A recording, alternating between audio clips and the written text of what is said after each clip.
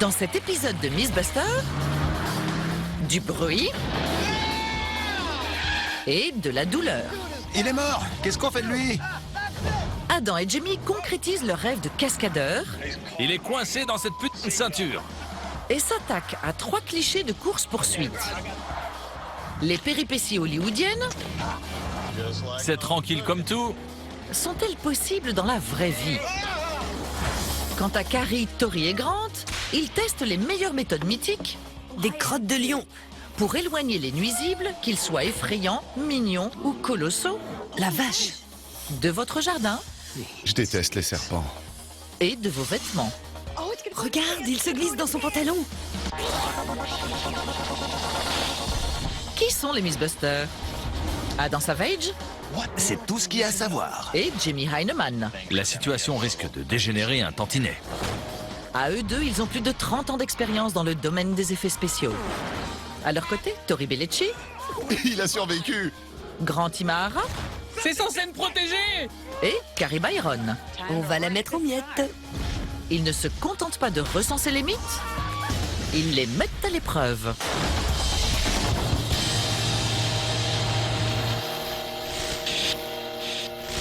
Pour commencer, Adam et Jamie se glissent dans la peau du héros de films d'action hollywoodien, ce dont ils rêvent depuis toujours. Super. Un mythe sur les accidents de voiture? Non. On va s'intéresser à la conduite coopérative. Pas d'accident?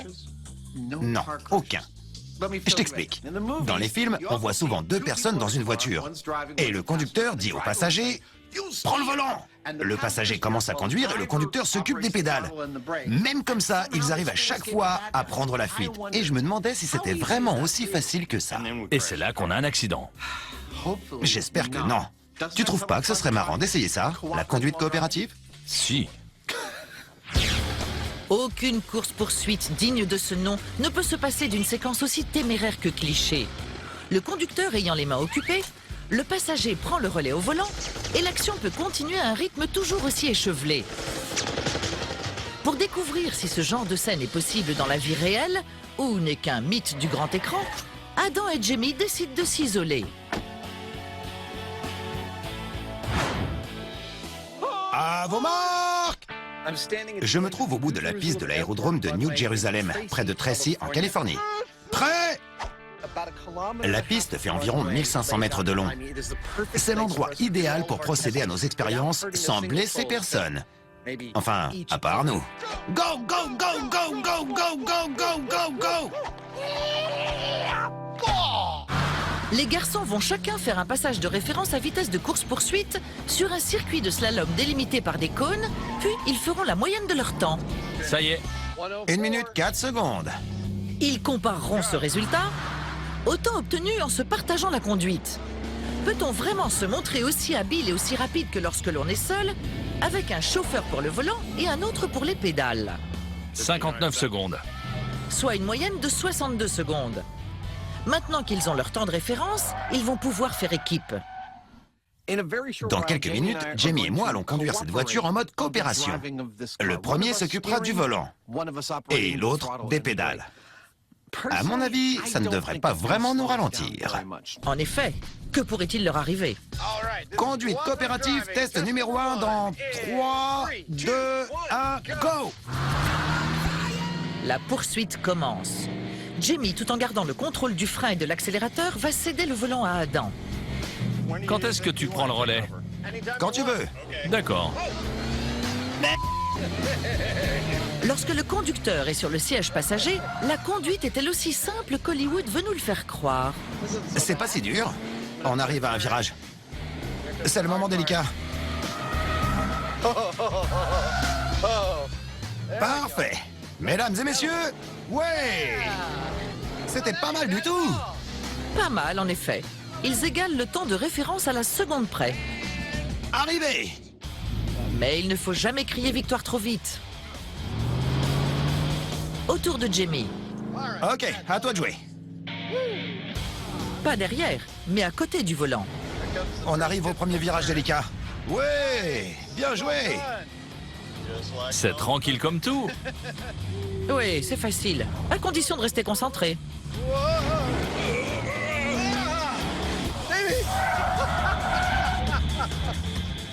T'aurais mieux fait de te servir des deux mains. On a fait un très bon temps sur ce passage. Mais on a eu une petite frayeur. Jamie conduisait avec une seule main, avec un peu trop de nonchalance, si je peux me permettre. Et ça lui a joué un mauvais tour dans le dernier virage.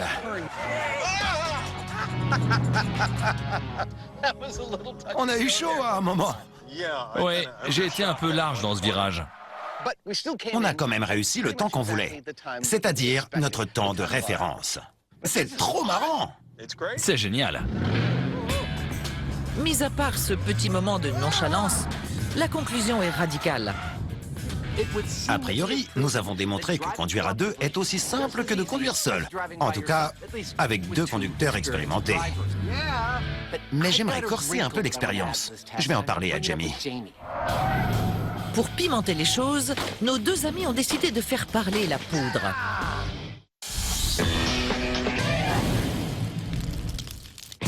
Passons maintenant à un pot pourri de légendes animalières.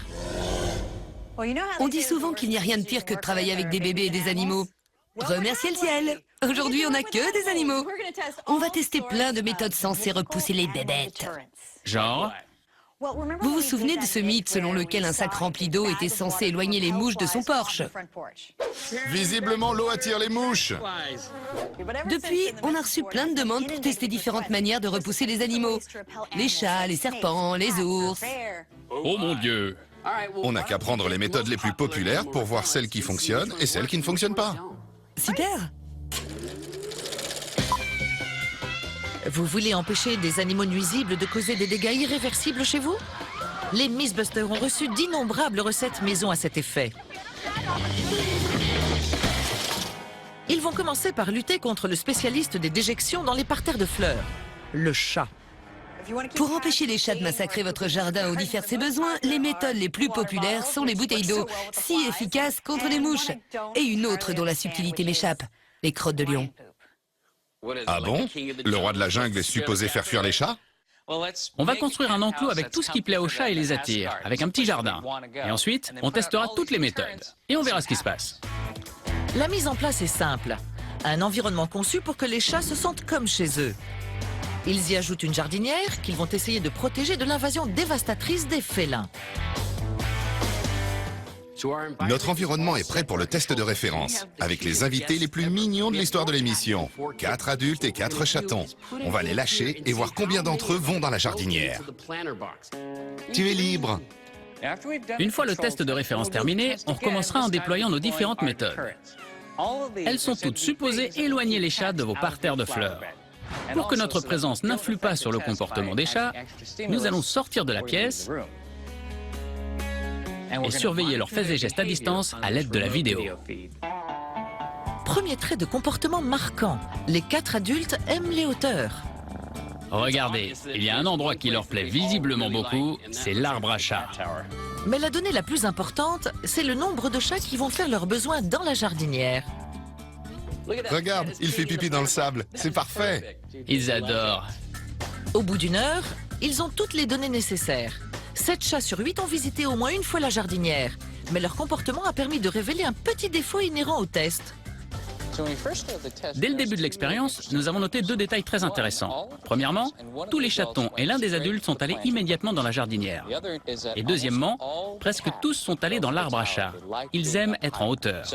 On installera donc nos moyens de dissuasion dans la jardinière et sur l'arbre à chat. La première méthode suggérée par un fan, de simples bouteilles d'eau en plastique transparent. Empêcheront-elles les félins de coloniser la jardinière et l'arbre à chat? Bon, ça devrait suffire. Et comment? Les bouteilles d'eau sont donc censées éloigner les chats, un peu comme elles devaient le faire avec les mouches. L'idée, c'est que la lumière se réfracte sur l'eau et que ça désoriente les animaux. Sortez! Ça ne marchait pas avec les mouches, et comme les chats sont beaucoup plus intelligents, je pense pas que ça marchera avec eux non plus. Ils braquent donc les projecteurs sur les bouteilles pour créer le show de lumière que les chats sont censés détester. Et les premiers résultats sont vaguement encourageants. Là, ils sont en train de se demander, c'est quoi ces trucs un peu partout? Bizarre. Mais leur hésitation est de courte durée. Malgré les nombreuses bouteilles disposées dans les zones clés, les chats adoptent le même comportement que lors du test de référence et font exactement ce qu'ils veulent là où ils le veulent. C'est très net.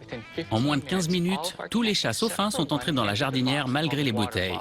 Certains ont même fait leur grosse commission. Résultat de ce premier test, 1-0 pour les chats.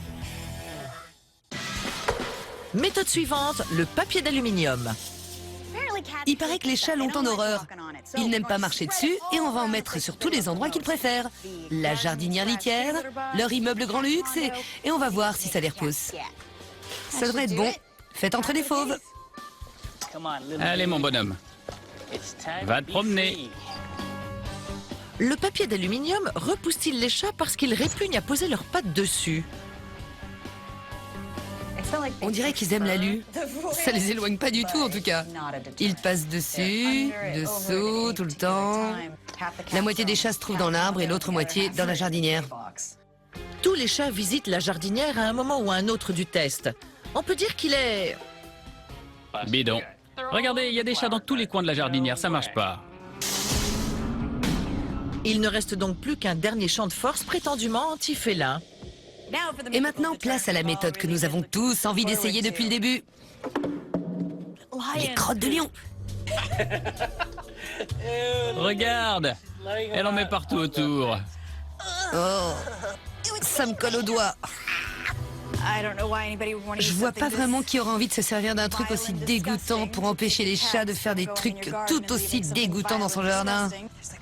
Il y a des morceaux de fourrure et d'intestin même pas mâchés. Peut-être juste sur le périmètre si on a un très grand jardin et aucun odorat. Carrie est dubitative. Les chats sont en place. Sortons. Mais la théorie est la suivante.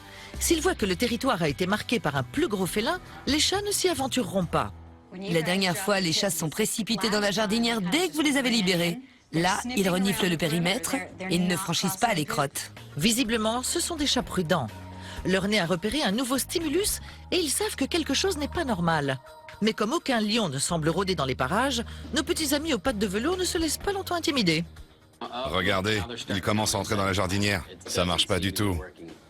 Non, c'est pas du tout la barrière protectrice qu'on espérait pour nos parterres de fleurs. Une fois le test terminé, le résultat est implacable. Leur comportement n'a pas changé et 7 des 8 chats ont visité la jardinière, comme lors du test de référence. Bon, le mythe des crottes de lion pour repousser les chats, complètement bidon. Oui, totalement. Bidon. Et pour le coup, le remède était pire que le mal. Oui.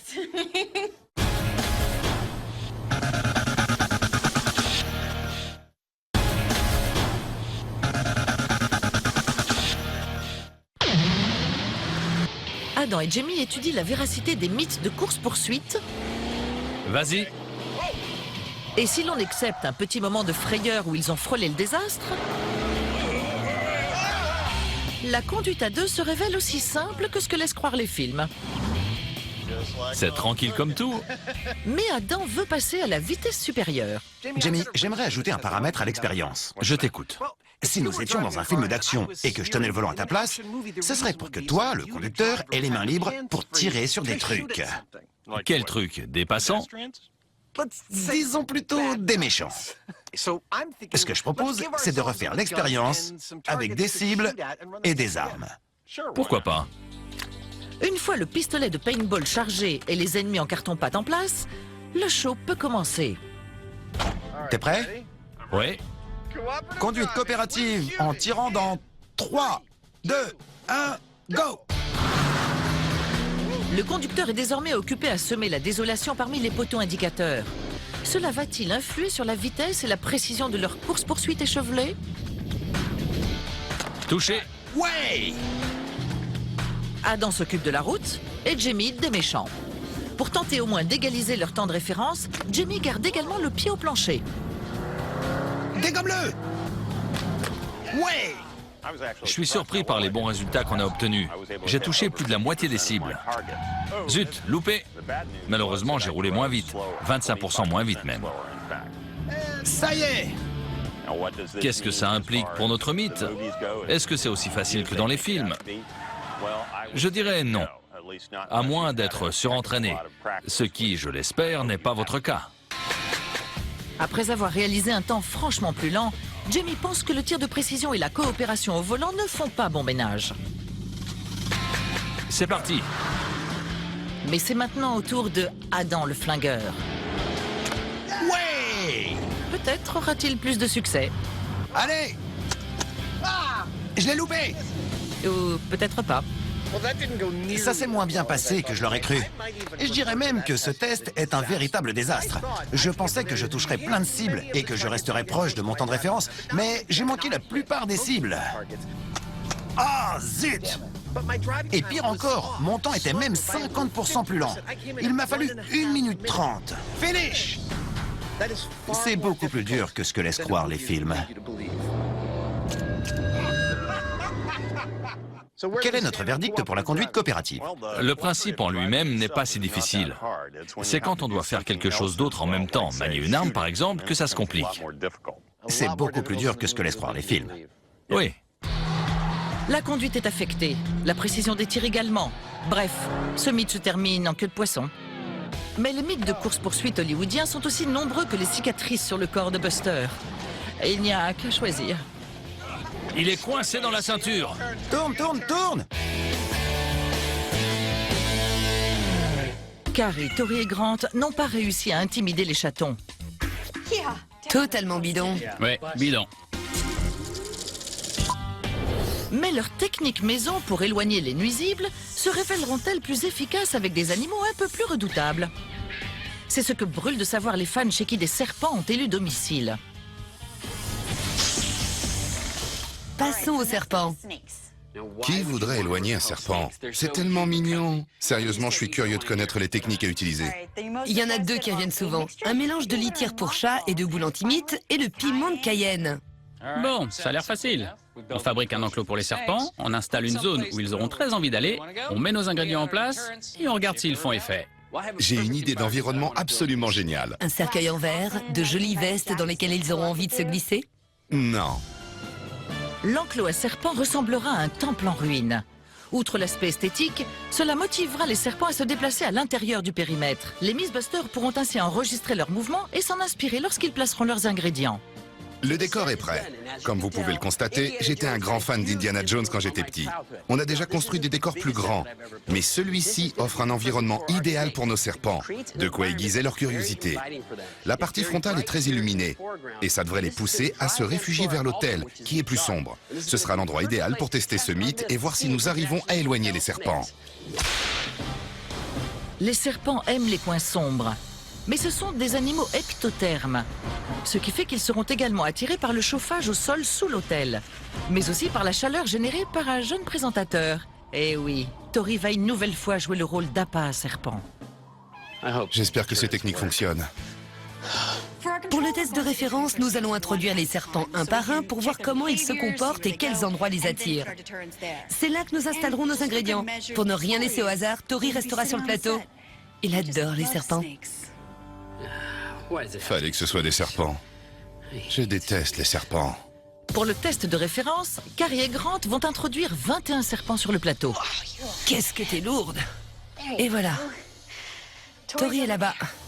Ils les relâchent dans la partie lumineuse et suivent leurs mouvements. Tori a plein d'endroits chauds, humides et sombres où tu peux te cacher. Elle doit sentir que j'ai peur. Ils verront ensuite si les recettes anti-serpents modifient leur comportement de manière significative. On dirait que Stella s'est trouvé l'endroit de ses rêves.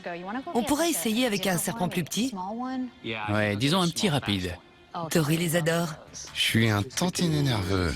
La journée s'annonce longue pour Tori. Voici le serpent le plus venimeux d'Amérique du Nord, le serpent corail.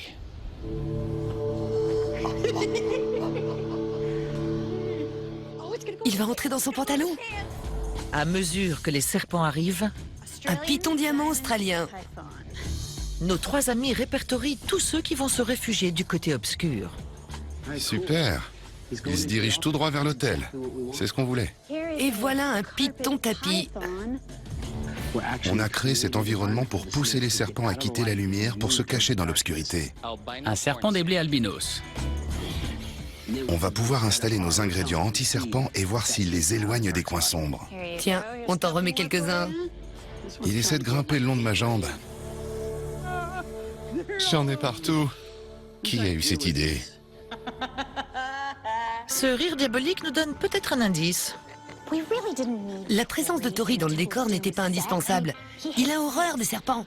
J'ai simplement suggéré cette idée parce que je pensais que ça mettrait un peu de piment. Et il a accepté. Eh ben, t'arrives encore à te regarder en face? Et on va le recouvrir de serpents. Il y en a un dans ma manche. Une fois les 21 serpents relâchés, ils peuvent finaliser les chiffres. 18 d'entre eux ont rampé de la lumière vers l'ombre pour se cacher dans les multiples coins sombres offerts par l'hôtel et par Tori. C'était un test de référence génial. On n'a plus qu'à ressortir les serpents, installer les ingrédients et regarder s'ils sont efficaces. Je peux sortir? C'est bon.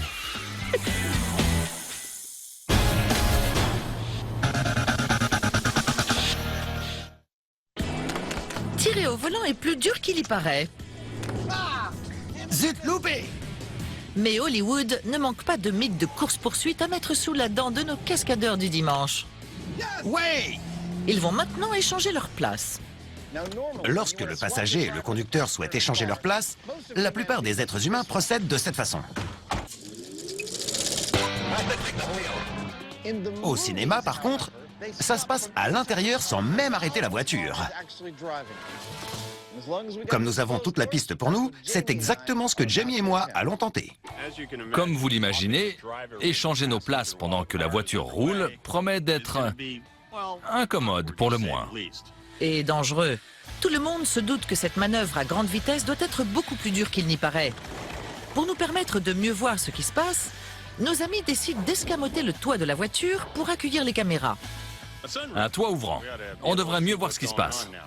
C'est parfait, j'adore. Maintenant que tout est prêt pour le spectacle, comment comptent-ils s'y prendre? Le but, c'est d'échanger nos places. Oui, Une idée sur la manœuvre? pas à la moindre. Donc, si on arrive à passer du point A au point B et donc à changer de place, ce sera bon.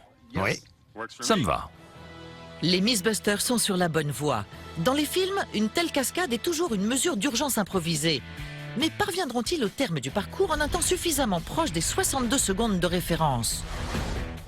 si j'ai une prédiction? En fait, pas du tout.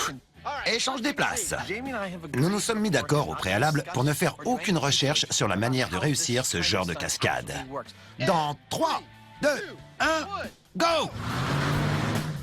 La seule chose que je sais, c'est qu'il vaut mieux ne pas essayer chez vous. Bon, décroche ta ceinture. D'accord. On fait quoi? Je passe derrière et toi devant. Ok, c'est parti. C'est bon, je tiens le volant.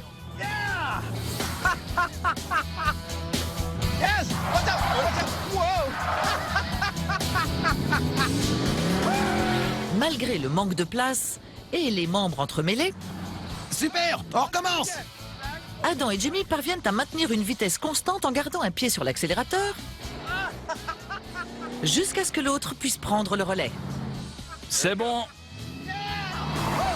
Ce qui leur vaut un très bon chrono et une conclusion évidente. Ça fait monter l'adrénaline. Ouais, et on n'a quasiment pas perdu de temps. C'est incroyable. J'adore jouer les héros de cinéma. C'est tellement facile qu'on va corser les choses. En effet, dans les films, les voitures sont souvent un peu plus petites. Ça va être serré. La dernière fois que j'ai fait un truc du même genre avec Adam, on devait sauter tous les deux dans une baignoire pour se protéger d'une explosion. Hey, c'était pas mal du tout. On en est d'ailleurs ressorti plus vite qu'on y était entré. Dans 3, 2, 1, go! Décroche ta ceinture. Ouais, Ok, je vais me mettre entre les deux sièges et toi, tu te glisses à ma place. On va voir si ça marche. d'accord. T'as le volant? Ouais, presque. Ouais. On a réussi! Comme leur deuxième essai se déroule aussi bien que le premier, C'est bon. Je remets ma ceinture et je fonce. et presque aussi vite, Et top! l'heure du verdict est arrivée pour ce mythe hollywoodien. Je crois que la conclusion est évidente. On va dire qu'il est plausible. Plausible, mais idiot. Il n'y a aucun moyen raisonnable de le faire sans danger sur une vraie route au milieu du trafic. Non, aucun. Allons-y. D'accord.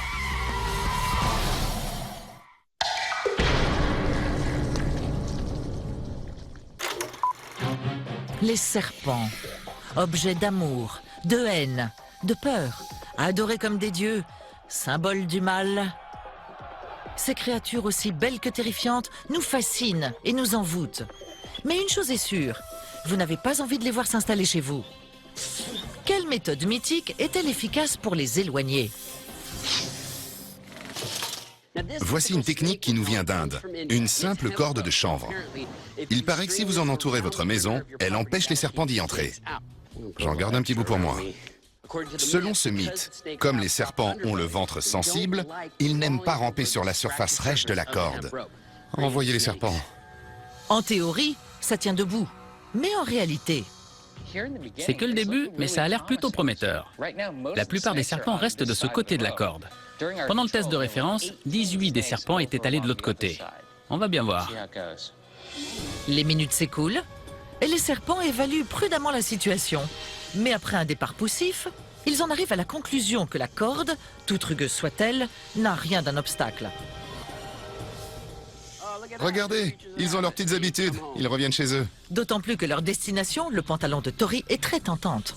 J'avais vraiment très envie que ça marche. Mais je dois bien admettre que c'est d'une efficacité douteuse. 19 serpents sur 21 passent cette fois-ci du côté obscur du décor. Et le résultat est évident.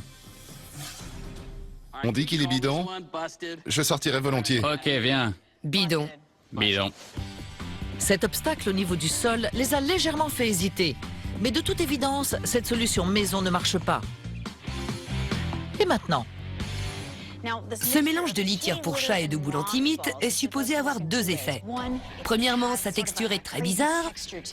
Et deuxièmement, il émet une odeur chimique très malodorante. Qu'est-ce que ça sent fort! Je crois que je vais tourner de l'œil. Cette méthode est double. La litière rugueuse est théoriquement désagréable pour la peau des serpents. Ah, ils viennent vers moi. Et la puanteur doit les empêcher d'approcher. Cette théorie semble viable, car les serpents sont dotés d'un odorat ultra sensible. Leur langue capte les odeurs, qui sont analysées par un organe spécial à l'intérieur de leur bouche. Je pensais vraiment que cette méthode marcherait. Mais un serpent vient de franchir la ligne. Il se dirige tout droit vers mon pantalon. Il reste encore 20 espèces à introduire dans le décor. Accroche-toi, Tori. J'aime pas cette expérience. Quels sont les chiffres au final? J'ai quand même l'impression qu'ils sont plus agités. Ils bougent plus vite. Ils jaillissent dans tous les sens. On dirait que cette odeur leur déplaît franchement. Même si elle ne les empêche pas de passer. En fait, elle les met juste mal à l'aise. Il n'y a pas que... J'ai horreur de l'antimite. Il ne fait aucun doute qu'au départ, cette technique a modifié leur comportement. Mais au final, 18 serpents sur 21 franchissent la barrière, soit autant que pendant le test de référence. Mieux encore, l'un d'entre eux a fait le spectacle pour la caméra. Et comme les fois précédentes, quelques-uns d'entre eux se montrent très attirés par Tori. Et mais... Il monte le long de ma jambe. De toute évidence, les boules antimite n'ont aucun effet sur les serpents. Vraiment aucun. L'antimite est donc une méthode bidon. Et maintenant, le piment de Cayenne. On en a des tonnes. En théorie, le contact du piment sur la peau est très désagréable pour les serpents. Et leur récepteur olfactif n'apprécie pas. On va voir si ça marche. J'espère que oui. Au bout de quelques minutes, le souhait de Tori semble en bonne voie. C'est le troisième que je vois reculer. Ils approchent du piment, ils le reniflent et ils repartent. Visiblement affectés par l'odeur, les serpents évitent la barrière. Le piment de Cayenne semble faire hésiter les serpents. Ils approchent, mais ils reculent presque aussitôt. Mais l'attrait du côté obscur du décor se révèle trop fort, et la plupart des serpents finissent par franchir le piment odorant. Comme vous le voyez, si ça marchait vraiment, je n'aurais pas un seul serpent autour de moi. Mais vous pouvez constater qu'il y en a plein. C'est-à-dire 17 sur 21. Toutes les méthodes sont donc bidons, et Tori est très déçu. J'ai peur des serpents, et j'espérais vraiment qu'on trouverait une méthode pour les éloigner. Mais on a eu beau tout essayer, rien ne les décourageait. Ils allaient où ils voulaient. La seule chose qui pourrait les arrêter, ça doit être un ratel.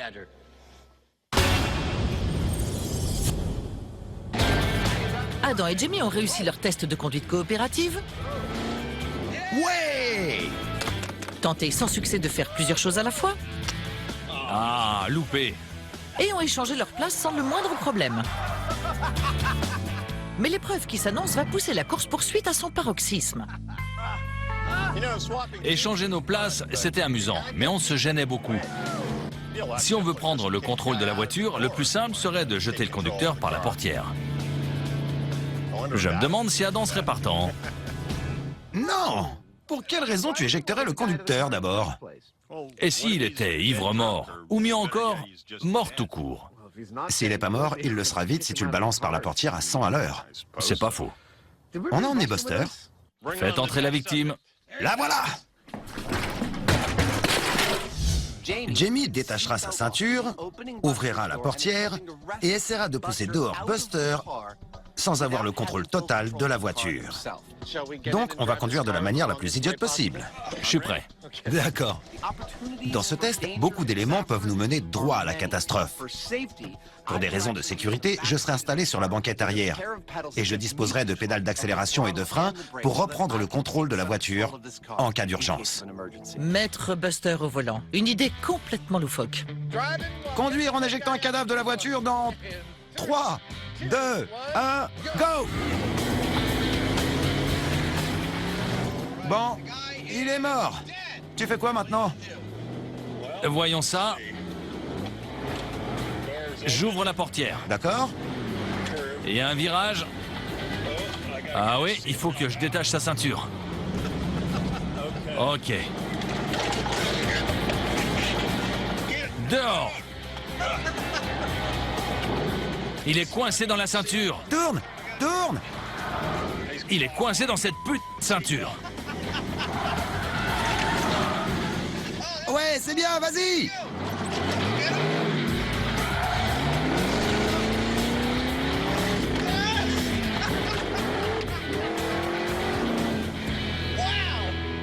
C'était dingue! Pour Buster, en revanche, les nouvelles ne sont pas bonnes. Voilà son ventre. Ils ont réussi à se débarrasser du cadavre, Et voilà le reste. mais ça n'a pas été sans mal. Et ce, dans un chrono très lent. Ils ne sont donc pas convaincus du côté réaliste de la manœuvre. Est-ce que c'était aussi facile que ce qu'on voit dans les films? Pour moi, non. Il a fallu presque toute la piste à Jamie pour y arriver. Et il a eu beaucoup de mal, non seulement pour éjecter Buster, mais aussi pour garder le contrôle de la voiture et garder une vitesse acceptable. C'est loin d'être facile. Adam et Jamie veulent en avoir le cœur net. Accroche-toi, Buster. Ils n'en ont pas encore terminé avec toi. Il est mort! On fait quoi?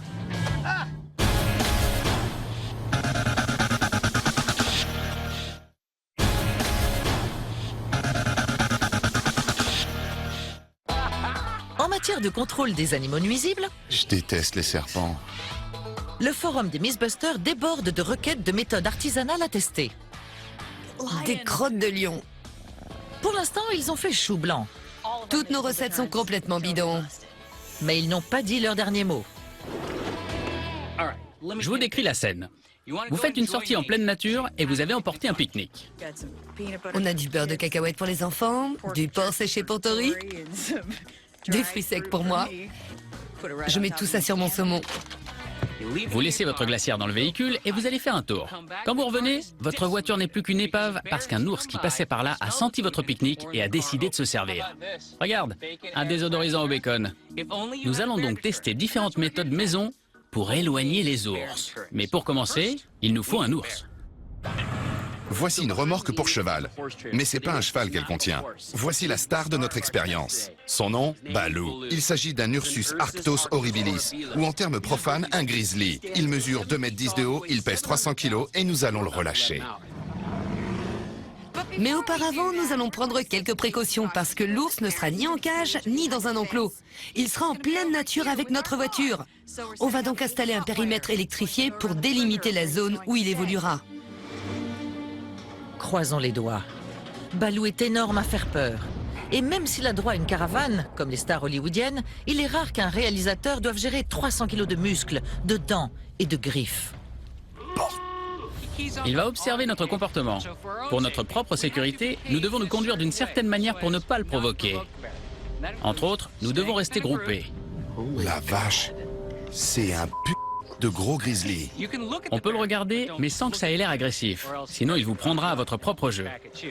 Et enfin, la règle capitale, ne pas courir. Si vous respectez toutes ces règles, il ne devrait pas y avoir le moindre problème. C'est bien ça?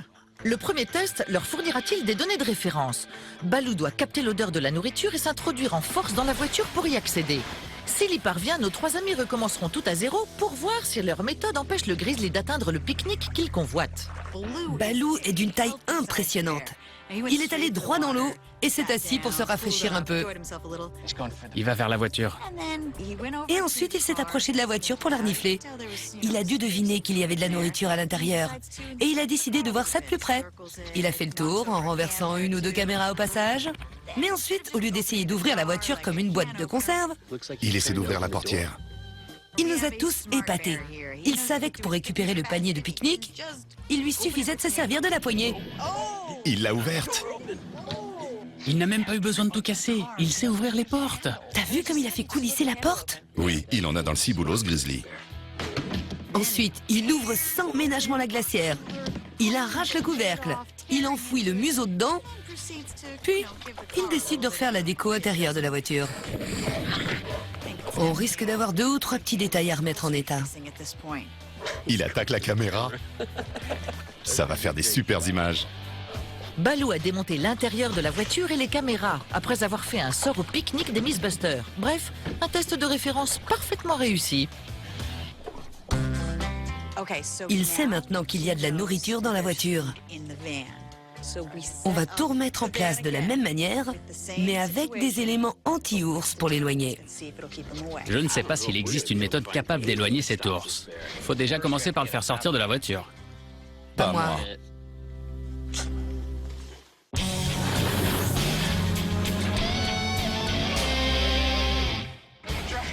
Nos cascadeurs casse-cou ont réussi à éjecter le cadavre, mais pas de manière assez convaincante pour que le mythe soit confirmé. Buster, j'espère que tu y as pris autant de plaisir que moi. Il y a eu des difficultés, par exemple, quand il s'est emmêlé dans la ceinture. Il est coincé dans la pute ceinture. Ensuite, il s'est bloqué le pied dans la charnière. Mais tu fais quoi? C'était une expérience. Une expérience que Buster va devoir revivre, ou plutôt remourir. Ça va être génial. C'est maintenant au tour de Adam de se coltiner le cadavre. Ok, go! C'est un vieux cliché des courses-poursuites. Cadavre au volant, mort au tournant. Il est mort! Qu'est-ce qu'on fait? Adam commence par placer un pied sur les pédales, et une fois la voiture sous contrôle, il peut congédier le chauffeur. Faut que tu sortes de là. Ça a été à la fois plus facile et plus dur que ce que je pensais. Ok, c'est parti. Plus dur parce que quand on conduit, ouvrir la portière n'est pas si simple. J'ai enfin réussi à caler mon épaule contre Buster. Allez! Allez! Ça y est! Ouais! Je n'ai eu qu'à le pousser un peu dehors. Et la gravité a fait le reste. J'ai le contrôle de la voiture. Mission accomplie. Et ce, dans un temps tout à fait acceptable pour une course-poursuite. C'était génial. Ça marche. Mon pauvre Buster. Tu t'es encore cassé le bras. C'est un succès dans la douleur, dirait Buster. Les preuves sont encore plus nettes au ralenti. Quelque chose me dit que c'est pas beau à voir. Bon, il est sorti, mais...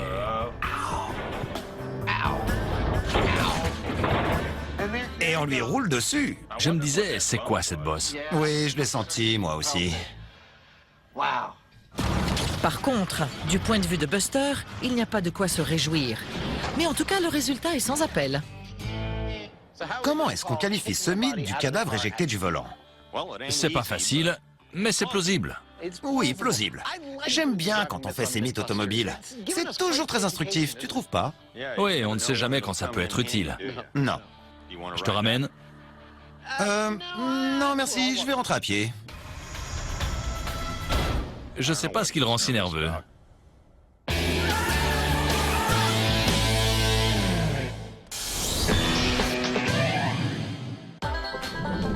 peut-on empêcher un ours de s'approprier un pique-nique à l'abri dans une voiture?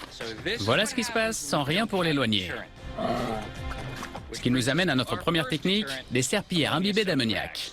Encore une théorie basée sur la puanteur. Mais a-t-elle la moindre chance de réussir?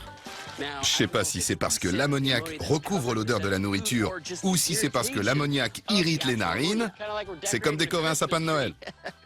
Pendant que je versais l'ammoniac, j'avais les yeux qui brûlaient. J'arrivais plus à respirer. Et j'ai toujours pas retrouvé mon odorat. Mais n'oubliez pas que le nez d'un ours est 75 fois plus sensible que celui d'un berger allemand. Alors quelque chose me dit que ça va marcher.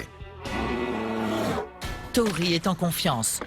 Le déjeuner est à nouveau empaqueté et l'odeur tenace de l'ammoniac a sûrement de quoi couper l'appétit de l'ours et le dissuader d'approcher de la voiture.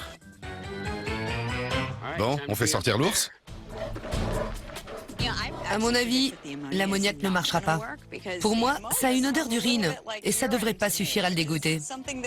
Je pense qu'il va ouvrir la portière et qu'il va se dire « C'est quoi ces chiffons puants? Je veux manger, moi !» Après avoir reniflé sans la moindre gêne les serpillères, le grizzly les dégage d'un coup de patte nonchalant et ouvre cette fois-ci la portière avant. D'accord. Oh la vache! Il ouvre la porte malgré l'ammoniac. Ça n'a eu aucune efficacité pour le repousser. Il a ouvert la portière! Comment un ours peut savoir faire ça? Nous avons affaire à un plantigrade de génie. Mais a-t-il été gêné par l'ammoniac? J'ai noté deux choses intéressantes dans cette expérience. Premièrement, les serpillères imbibées d'ammoniac ne marchent pas du tout. Et deuxièmement, on pense généralement qu'un ours est synonyme de destruction. Mais celui-ci a fait preuve d'une dextérité étonnante. Il est assez habile pour ouvrir la portière et sortir la glacière. En tout cas, le mythe de l'ammoniac me semble bel et bien bidon.